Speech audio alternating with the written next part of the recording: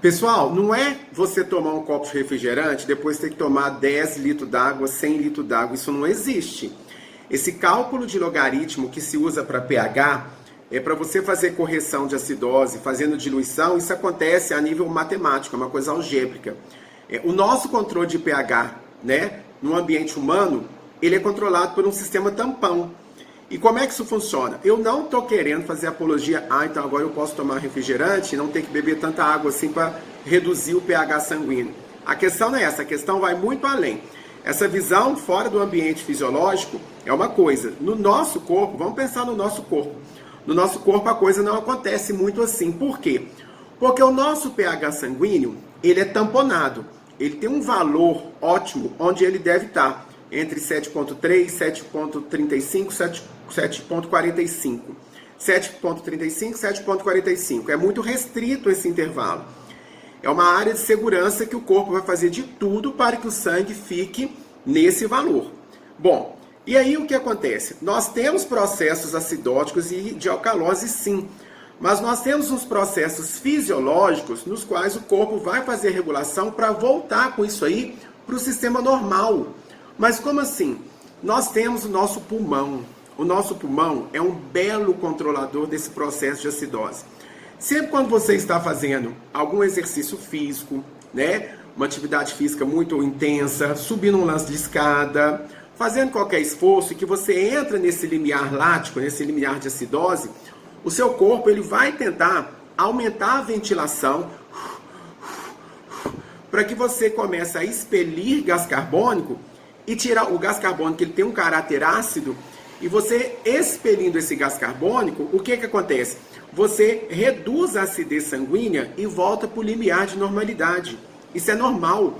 Sempre quando a gente está dando aula de nutrição esportiva, de fisiologia, a gente comenta isso. É muito fácil ver jogador de futebol quando está correndo demais e ele aumenta a ventilação, né? O pessoal do MMA quando está naquelas fases da luta muito extenuante, como que eles ficam ofegantes, ou até nós mesmos, quando estamos ali subindo um lance de escada, a gente começa a expirar mais. Isso é uma forma fisiológica de você retirar ácidos carbônicos do corpo.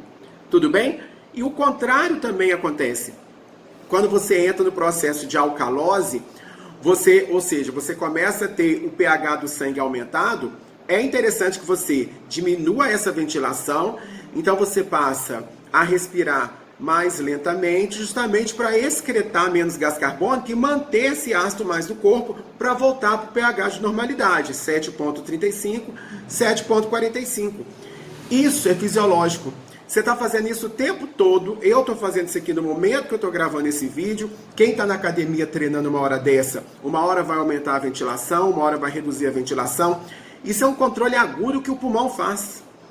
Você não precisa fazer técnica nenhuma, basta você estar vivo e não ter problema pulmonar, simples assim.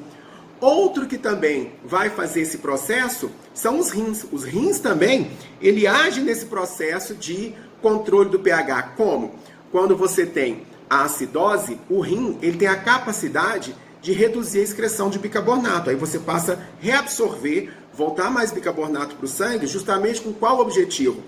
Desse bicarbonato, por ser alcalino, ele vai novamente tamponar, ou seja, reduzir essa acidez.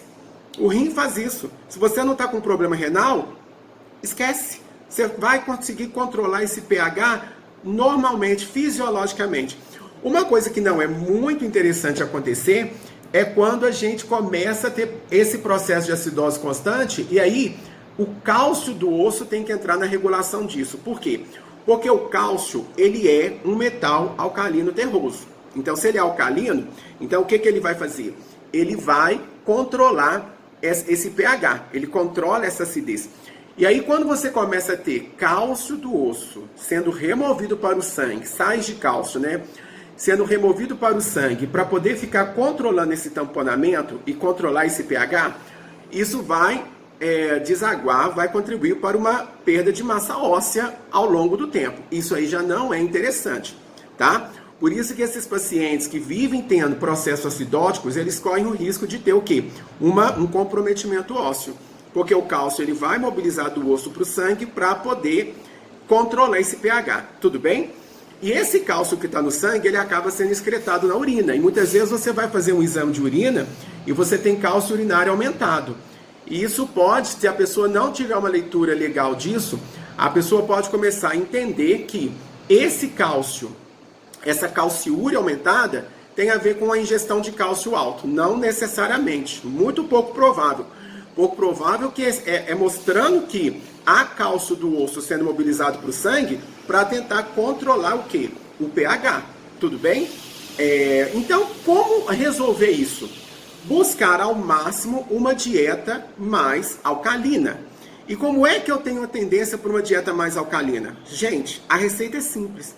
Uma dieta mais alcalina, ela vai priorizar consumo de alimentos fontes de magnésio, potássio, cálcio. São alimentos, são metais terrosos, são metais alcalinos.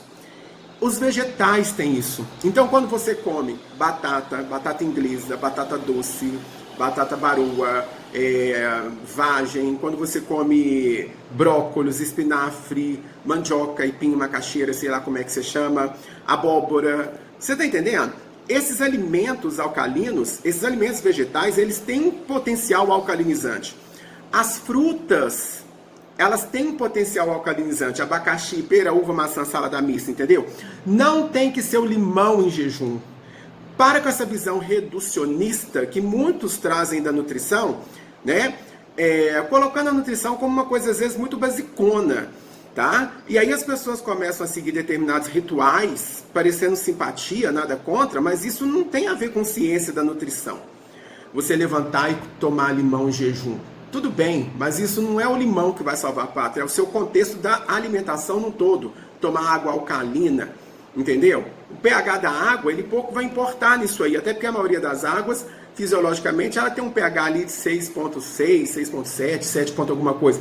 Não há necessidade dessa água ter um pH tão alto, há necessidade dela ter fontes de minerais bons, bicarbonato e por aí vai.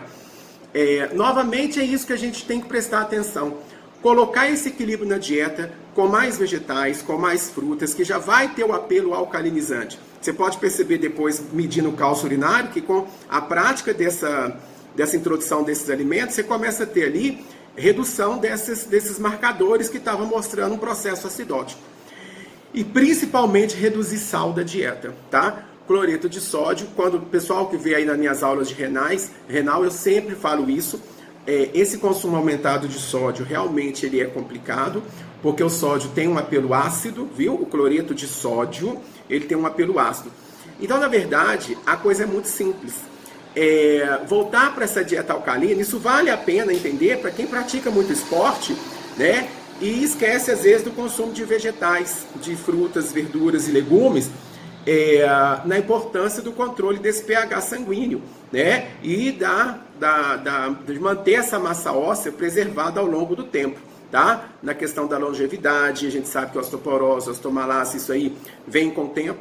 Isso pode ser muitas vezes acentuado por uma dieta muito acidificante, né? Controlar a proteína, isso vale a pena, mas principalmente entender que o equilíbrio ácido básico, fisiologicamente, ele por si só resolve, pelo amor de Deus, sem truque, sem magia, sem pirotecnia, tudo bem?